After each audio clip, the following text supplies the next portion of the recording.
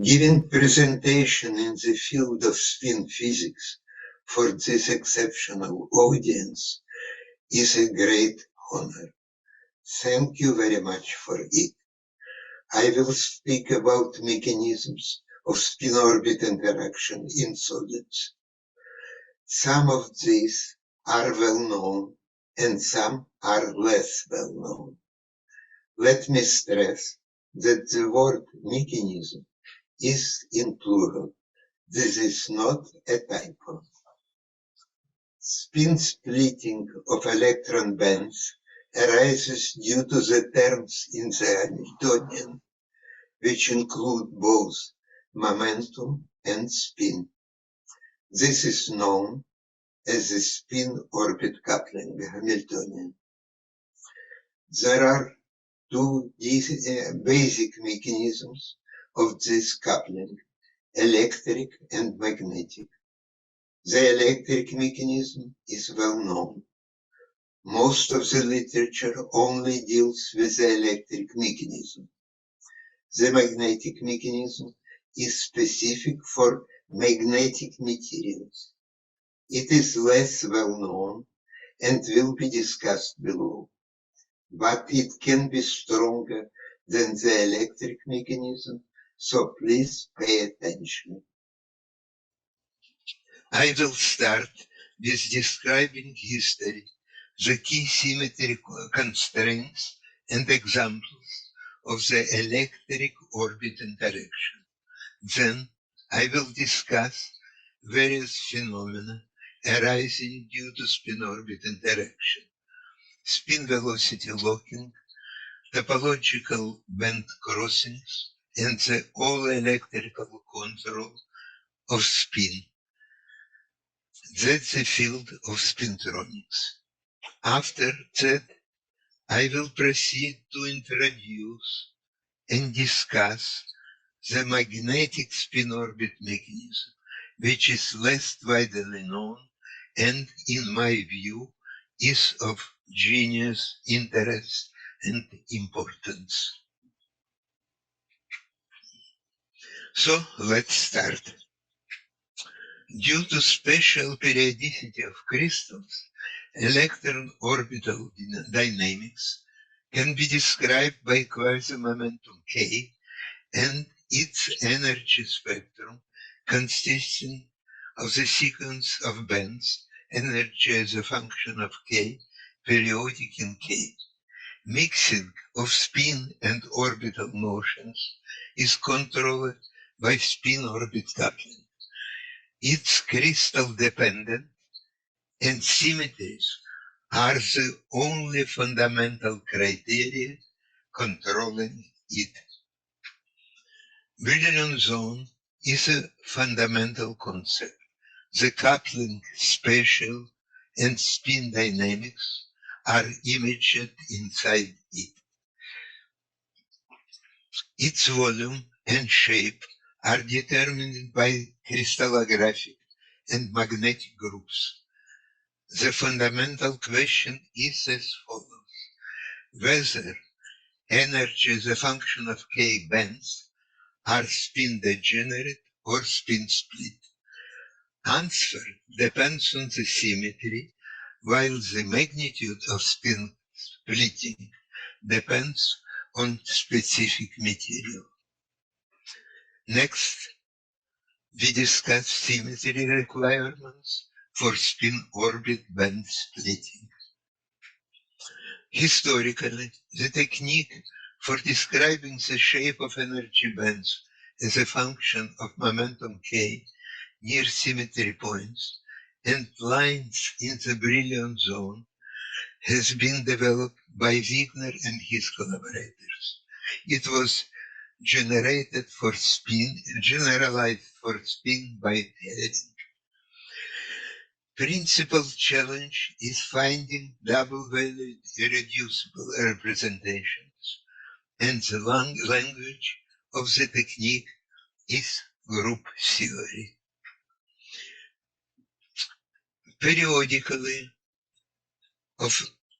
Periodicity of reciprocal lattice in momentum space in conjunction with time-inversor symmetry of non-magnetic crystals, results in merging some points at the crystal brilliant zone surface into a single point. Such merging is shown in the slide for a square lattice model. Centers of 4 ellipsoids in brilliant zone of germanium are a real physical example of trim points.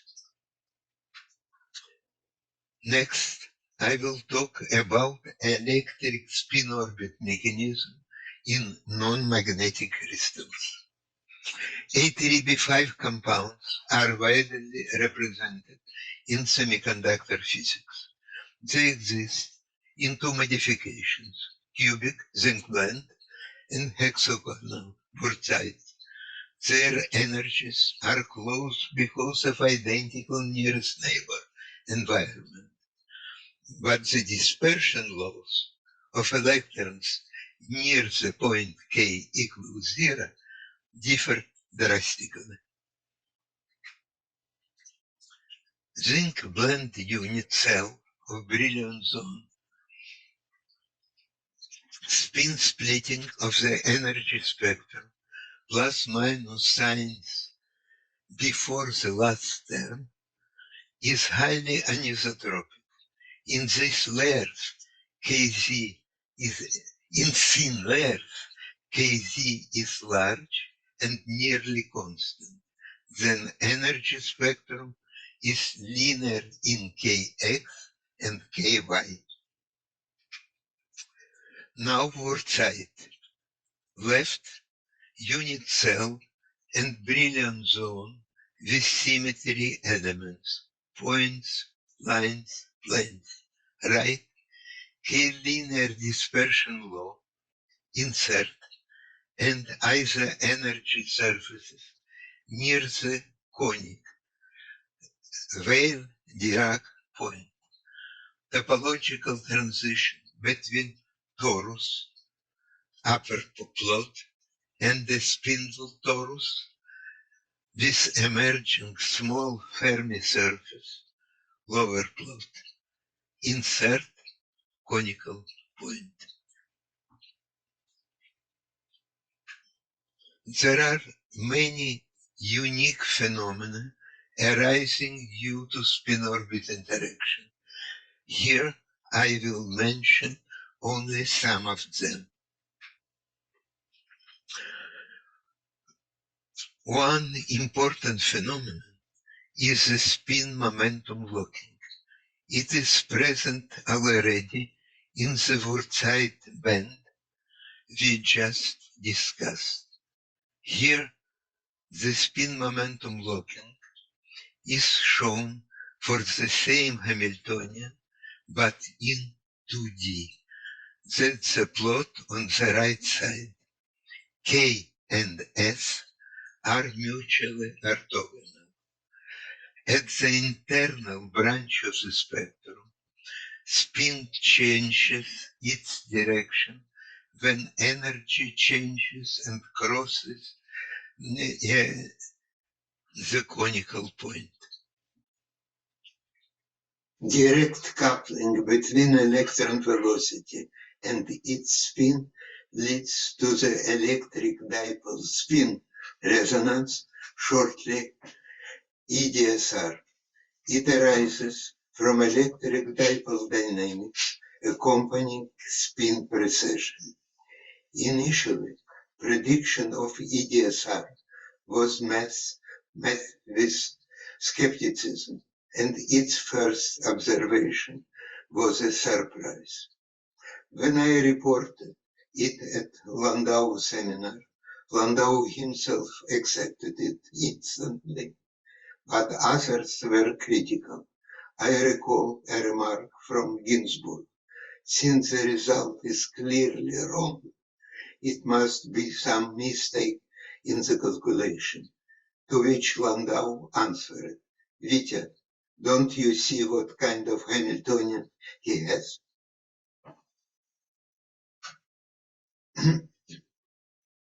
Now let me say a few words about experimental work. I will rely a story by Herbert Kromer, which I heard for 40 years afterwards. EDSR was first observed by Ron Bell in a resonator at a maximum of electric rather than magnetic field. Seeing spin resonance excited by electric field seemed quite improbable. They were unable to publish their paper until they have found our paper. This experiment, shown in lower left, saw cyclotron resonance broad because of large disorder. The EDSR line, however, was quite sharp because of motional narrowing.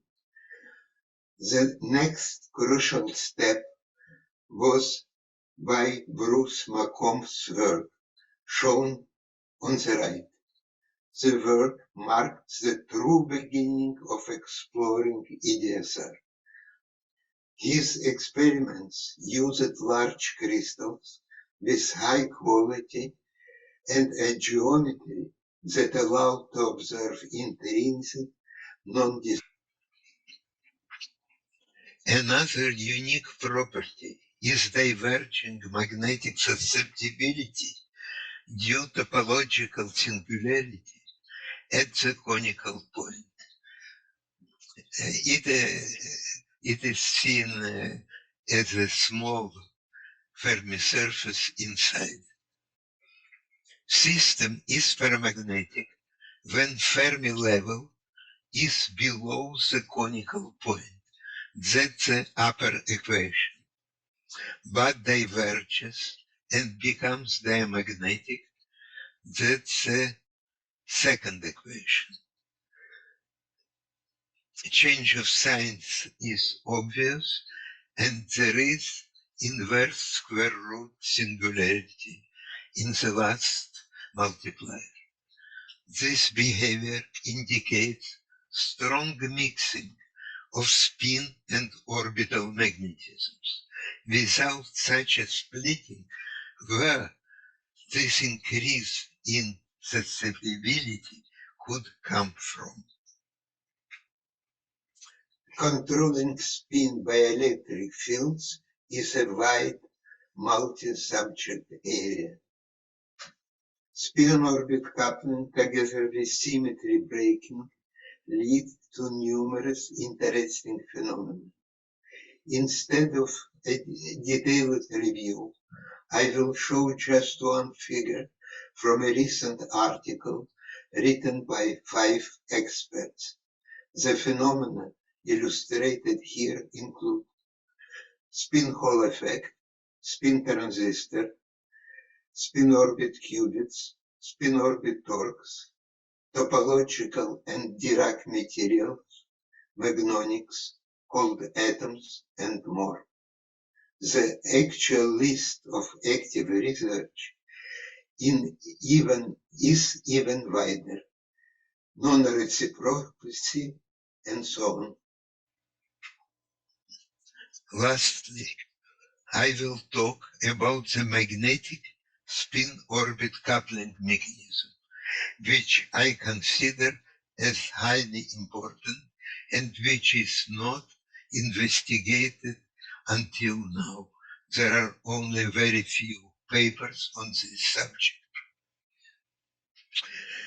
This is the key slide of this talk, so let's slow down. Magnetic mechanism of spin-orbit coupling arises in a magnetic material, which can be ferro or antiferromagnetic. It originates from the motion of electromagnetic moment against the background of inhomogeneous magnetization, changing periodically at the atomic length scale. As a result, side by side with microscopic magnetic field P, there appears a momentum-dependent field B that is coupled to the electron spin through its momentum K. Please look at the equation at the upper corner of the plot. Let me emphasize, the Hamiltonian includes two distinct magnetic fields, B and momentum-dependent BK, which depends on the magnetic momentum. Both mechanisms, electric and magnetic, are of the same order in the relativistic parameter 1 over c squared. Generically, both mechanisms can be of the same scale, but for small z magnetic mechanism usually dominates. This is one of the central points of this talk. What are symmetry requirements for such spin splitting of energy bands? For non-magnetic crystals, the answer is well known, Cramer's theorem. In magnetic crystals, bands are spin split over the whole Brillouin zone if two symmetries are violated. Products theta I and theta IT, where T is a half-integer translation that interchanges spins at two identical atoms of a magnetic unit cell, and I is inversion. Recently, Bowser Group has established this criterion and proved, with magnesium fluoride as a model, the high efficiency of the magnetic mechanism. This paper predicted giant spin splitting.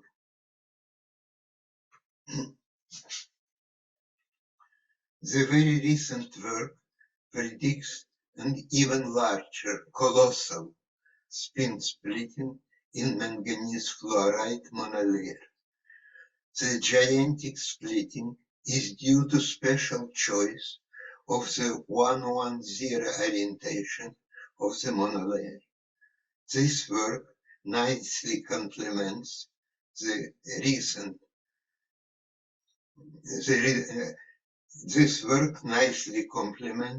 results for the bulk. To conclude this part, the magnetic spin-orbit coupling can be quite strong. And what is important, it can be strong in small z materials. Here I will talk about some recent and older day developments and conclude. In conclusion, spintronics grew into a large field. The aim is to connect basic science and applications. This is achieved by electrical control of electron spin. There is a variety of approaches to control spin by electric field and current in semiconductors, metals, and superconductor structures. If spin-orbit coupling is strong enough and keeps increasing, the gap closes and then reopens. The electronic properties then change drastically. Such inverted band structures were known since 1960s. What has been understood recently is that after band inversion, the material becomes topological. It has spin momentum locked conducting H states and insulating bulk. Exceptional properties of such materials are a subject of fundamental science. It is an exciting and rapidly growing field driven by curiosity and promise of unique applications. Studying the electric and magnetic spin-orbit coupling mechanisms has led to many surprising findings. Extending the class of materials to other symmetry types promises new discoveries and applications. Discoveries made in spin-orbit coupled semiconductors and penetrating different branches of physics. This pattern is clearly set to continue.